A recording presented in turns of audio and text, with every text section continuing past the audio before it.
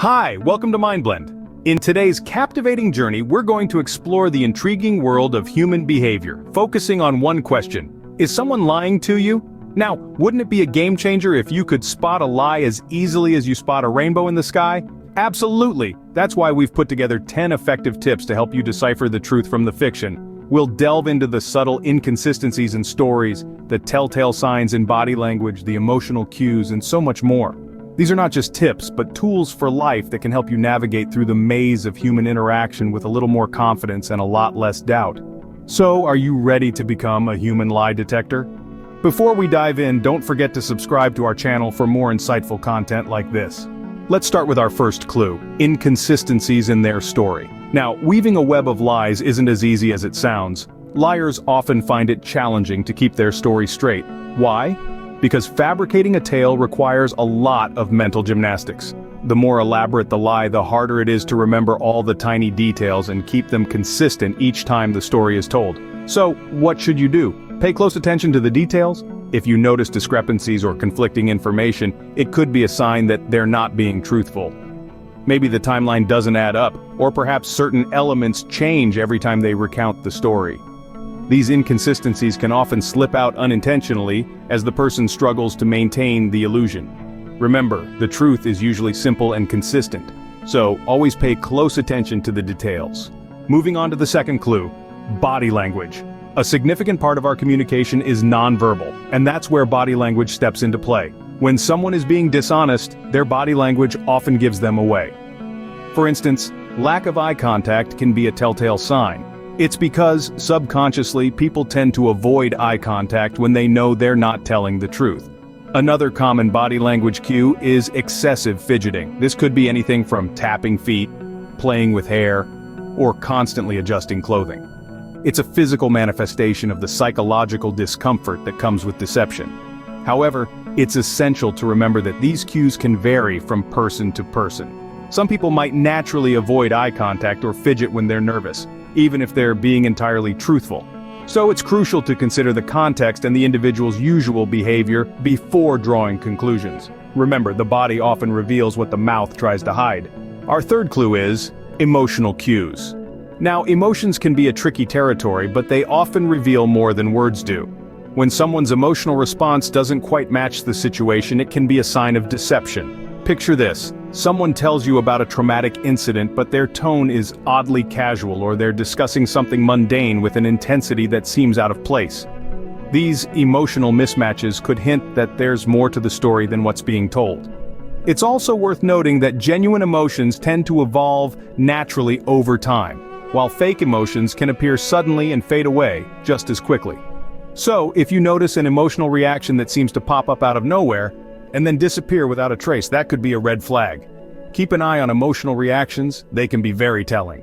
The fourth clue is contradictory statements. Picture this: you're engrossed in a conversation, hanging on to every word, but something feels off. You remember a detail mentioned earlier that doesn't align with what's being said now. This, dear listener, is a classic sign of deception. Liars often find themselves in a complex web of untruths, making it difficult for them to maintain consistency. Over time, their stories may start to contradict themselves. It's like trying to juggle too many balls at once. Sooner or later, one is bound to drop. This is why it's important to pay close attention to the details. If someone is telling the truth, their story will remain the same, no matter how many times they recount it. But if they're lying, the inconsistencies will start to show through. So, always listen carefully for contradictions. The fifth clue is rapid speech and changes in pitch. Now, this is a fascinating one. Imagine someone normally speaks at a steady, relaxed pace. Suddenly, their words start racing like a runaway train. Or their voice, usually deep and calm, starts hitting high notes. Interesting, right? These changes can be telltale signs of deception. When people lie, they may unconsciously speed up their speech to get through the lie as quickly as possible. And those pitch changes, they happen because lying can cause stress, and stress can tighten vocal cords. Of course, these signs aren't foolproof. Maybe someone's just excited or nervous.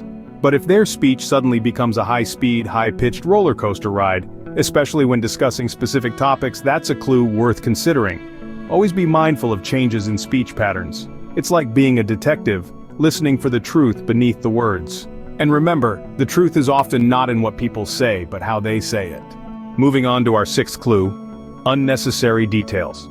Have you ever noticed how someone might start adding too many details to their story when they're not telling the truth? It's a common sign of deception. You see, when people lie, they often feel the need to overcompensate. They might think that by providing more information, their story will appear more believable. Consider this scenario. Someone is late to an appointment and says, "I got stuck in traffic because there was a huge accident involving 3 cars and a truck. There was a red car, a blue one, and a white one. The truck was black and had a flat tire. The police and a tow truck were there, and it took forever to clear the scene." Sounds a bit much for a simple explanation, doesn't it? So, be skeptical of stories that seem overly detailed. Remember, truth is often simpler than fiction. The seventh clue is defensive behavior. Ever notice how people tend to get defensive when they're not being entirely truthful? That's because they're trying to protect their made-up story from scrutiny. Think of it as a psychological shield, a barrier they put up to ward off questions that could expose their lie. When someone's telling the truth, they're usually open to questions, willing to provide more clarity. But when someone's lying, they often react negatively to being questioned. They might raise their voice, cross their arms, or even accuse you of not trusting them. This defensive behavior is a stress response. It's their way of dealing with the anxiety that comes from the fear of being caught in a lie. So, the next time you notice someone getting overly defensive when you're just seeking clarity, you might want to take a step back and consider why they're reacting that way. Remember, defensiveness can often indicate deception.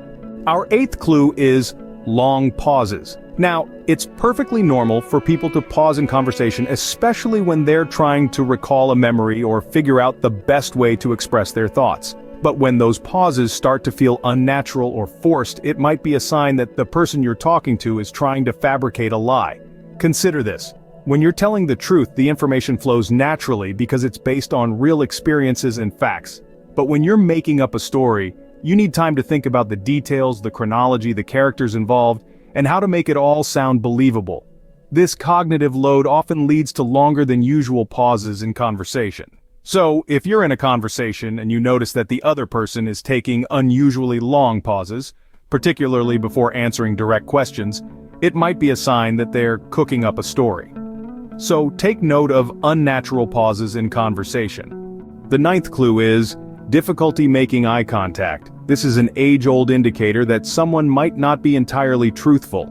You see, when we're being honest, we naturally maintain a certain level of eye contact. It's a subconscious way of saying, "I'm genuine, you can trust me." But when someone is spinning a web of deceit, they often find it hard to hold your gaze. It's as if they're afraid their eyes might spill the beans. Of course, it's important to remember that not everyone who avoids eye contact is a liar.